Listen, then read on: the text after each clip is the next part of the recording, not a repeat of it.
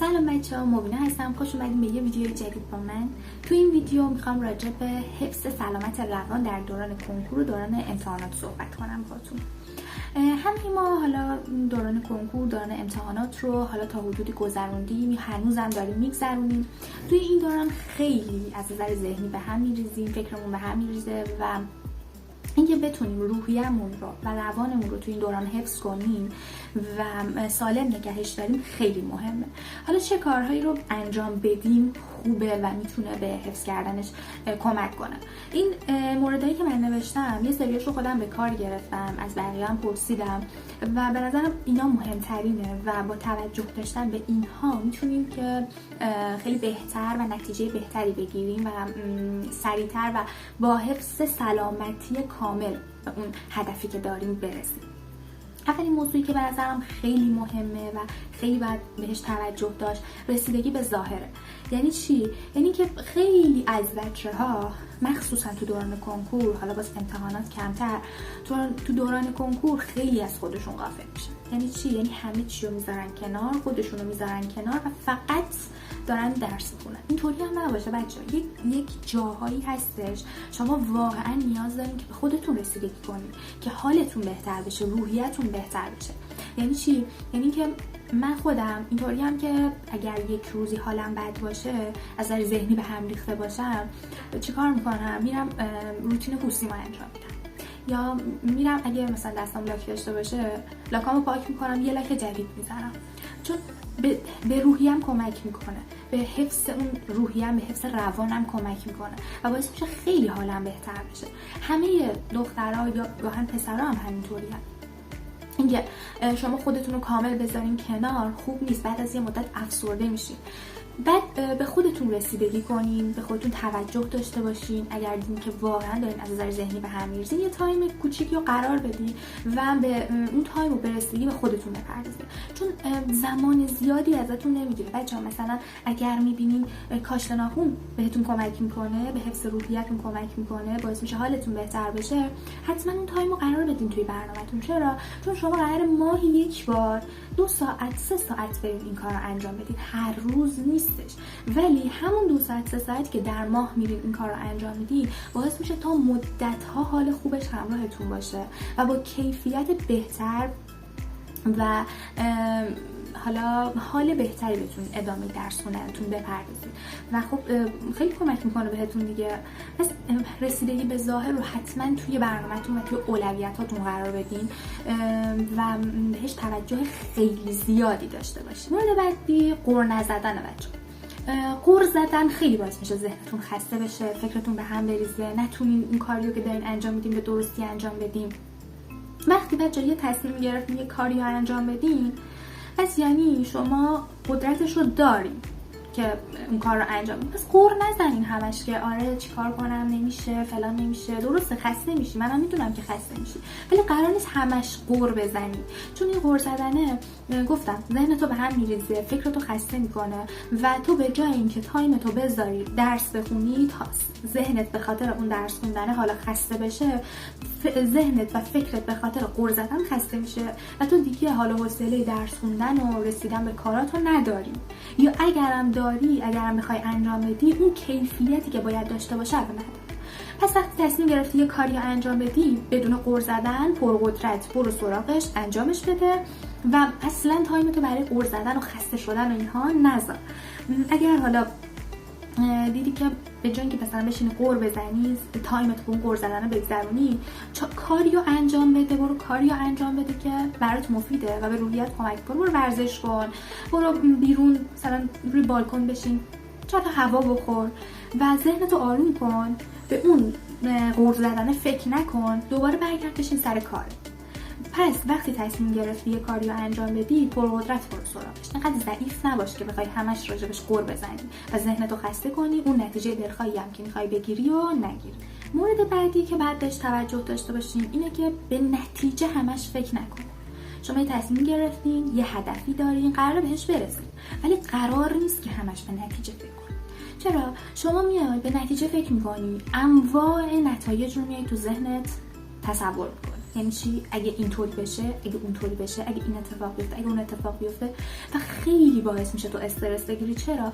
چون توی این زمان تو فقط به نتایج خوب فکر نمی‌کنی، به نتایج بد هم فکر می‌کنی، یا نتایج خوب کاذب فقط توی ذهنته. اصلا نمیتونی شکست رو بپذیری و این باعث استرس میشه. یه حجم استرس زیادی بهت وارد میشه که میگه که اگه اون اتفاق خوب نیفته چی؟ اگه این چیزی که تو ذهنم نشه چی؟ اینا چه اتفاقی میفته؟ اینا چه تأثیری میذاره؟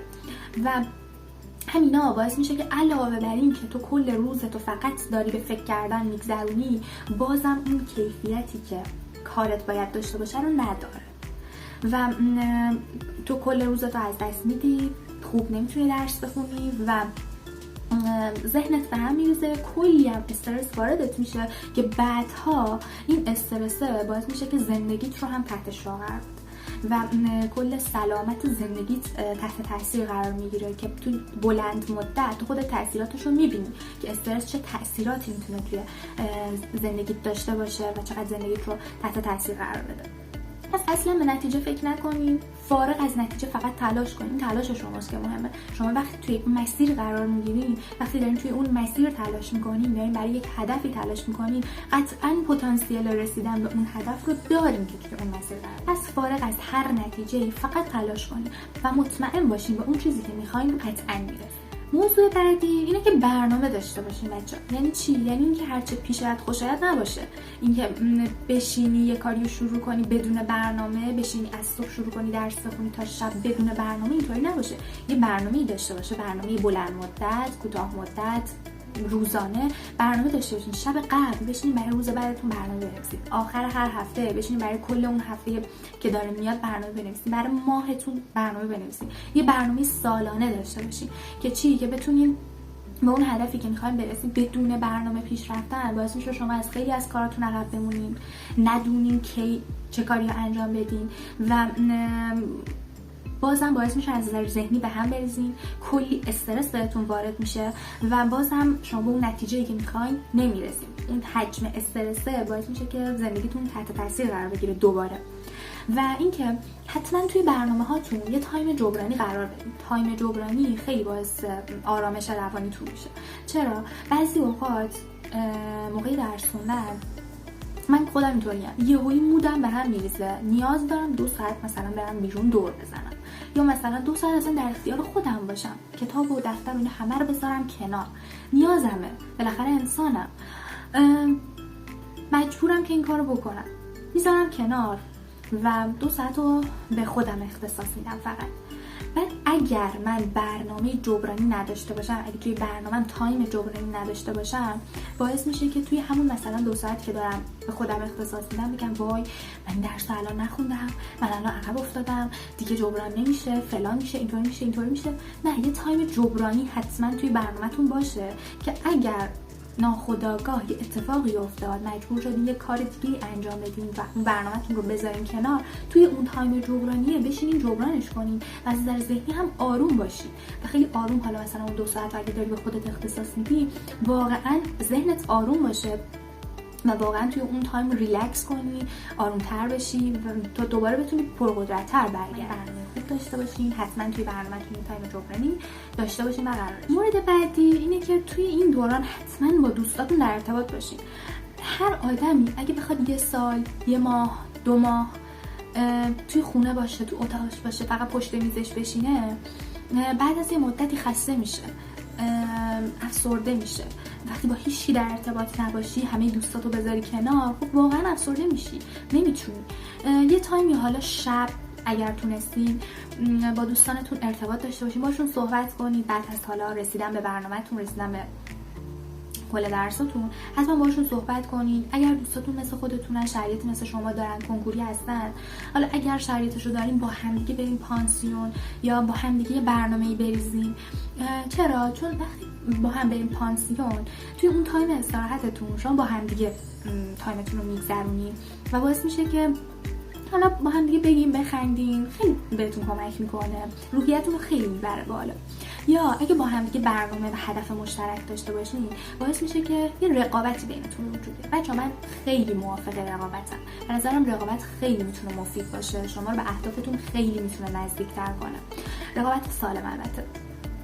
و این رقابت، این برنامه داشتن با هم دیگه باعث میشه که شما خودتون رو موظف بدونین و به اون حالا هدفی که برای خودتون مشخص کردین به رقابت شما با یک شخصی دارین و به خاطر اون رقابت حتما تلاش میکنید که اون برنامه‌ای که برای خودتون ریختین این رقابت خیلی میتونه مفید باشه و خیلی میتونه بهتون کمک کنه.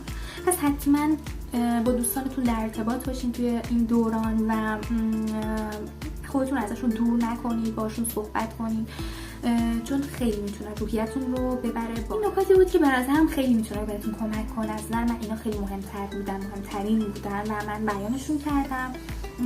اگر نکته دیگه‌ای هم بود که من نگفتم شما حتما توی کامنت ها بگید و امیدوارم که به این نکات حتما توجه کنید تا بتونید یک دوران خوبی و پشت سر بذارین و به اون نتیجه دلخواهی که دارین برسین. بچه‌ها خیلی دوستتون دارم. مرسی که تا اینجا ویدیو همراهم بودین.